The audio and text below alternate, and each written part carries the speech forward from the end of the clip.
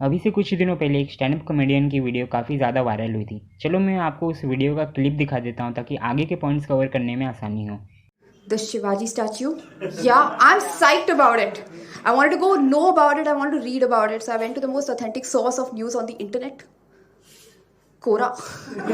वहाँ पे किसी ने निबंध लिख रखा है. This Shivaji statue is amazing masterstroke by a Prime Minister Modi ji. It will have solar cells which will power all of Maharashtra.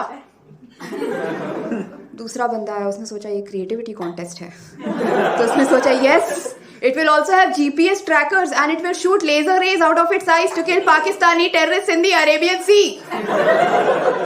तीसरा बंदा आया, guys please get your facts right. सबसे समझदार, please get your facts right. It's not Shivaji, it's Shivaji Maharaj. मैंने उसी को follow किया. इस स्टैंड अप कॉमेडियन का नाम अग्रिमा जोशुआ है. वैसे तो इसने स्टेज पर काफ़ी कुछ बोला, लेकिन शिवाजी के ऊपर इसने खासकर कुछ ऐसी गलत बातें बोली जिसने काफ़ी सारे लोगों के सेंटिमेंट्स को हर्ट किया.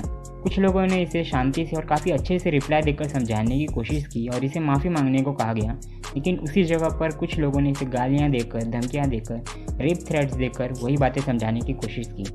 यहाँ तक कि लोगों ने उसके सोशल मीडिया अकाउंट्स में जाकर उसके फ़ोटोज़ पे गंदे कमेंट्स किए गए और उसे पर्सनली भी मैसेज करके ये सब बातें बताई गई. बहुत सारे लोगों को लगता है कि वो ऐसा करके सही कर रहे हैं, जबकि ऐसा बिल्कुल नहीं है.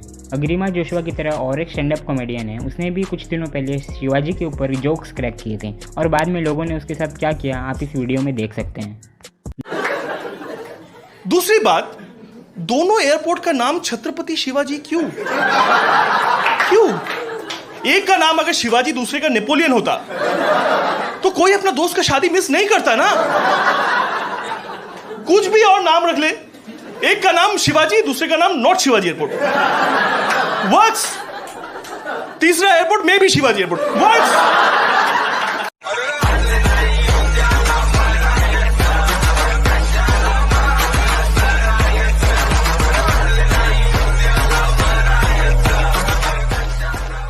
लेकिन बाद में जब इस लेडी को अपनी गलती का एहसास हुआ तो इसने वीडियो बनाकर माफ़ी मांगने की कोशिश की, जो काफ़ी अच्छी बातें हैं.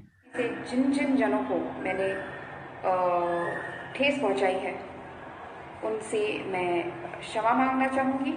मैं आपको व्यक्तिगत रूप से ये क्षमा याचना नहीं पेश कर पाई क्योंकि मेरा जो इलाका है, मेरा जो क्षेत्र है, महाराष्ट्र के कई क्षेत्रों की तरह रेड जोन में है. Actually stand up comedians comedy करते समय थोड़ा वाइडर प्रोस्पेक्ट में जाने की कोशिश करते हैं और इस चक्कर में वो कुछ रॉन्ग टॉपिक्स को चूज़ कर लेते हैं और उस पर्टिकुलर इंसान का या रिलीजन का मजाक उड़ा देते हैं या जोक्स क्रैक कर देते हैं और उन्हें लगता है कि लोग उन्हें कैजुअली लेंगे. लेकिन नॉर्मल पब्लिक ऐसी बातों को कैजुअली नहीं लेती है क्योंकि उनके सेंटिमेंट्स को हर्ट हो जाता है, क्योंकि कॉमेडियंस ऐसा इंटेंशनली बोलते हैं. लेकिन रुको, बात यहाँ पे ख़त्म नहीं हो जाती है. अगर आप महाराष्ट्र, कर्नाटक और गोवा से बिलोंग नहीं करते तो शायद आपको शिवाजी महाराज के बारे में ज़्यादा पता नहीं होगा. शिवाजी सिर्फ एक राजा नहीं थे, उनकी कोशिश थी पूरे हिंदुस्तान को मुग़ल से आज़ादी मिले, जिसके लिए उन्होंने अपनी पूरी जान लगा दी. ऐसा शिवाजी को इसलिए करना पड़ा क्योंकि मुग़ल्स भारत में सिर्फ रूल नहीं कर रहे थे, रूल करने के साथ साथ इंडिया के कल्चर एंड ट्रेडिशन को ख़त्म करने का पूरा ट्राई किया उन मुग़ल्स ने. फिर शिवाजी महाराज के शहीद होने के बाद उनके बेटे संभाजी महाराज ने भी अपनी पूरी कोशिश की इस देश को मुग़ल से मुक्त करने की. एक मोटिवेशनल स्पीकर है डॉक्टर विवेक बिंद्रा. इन्होंने संभाजी और शिवाजी महाराज के ऊपर काफ़ी अच्छी वीडियोज़ बनाई हैं.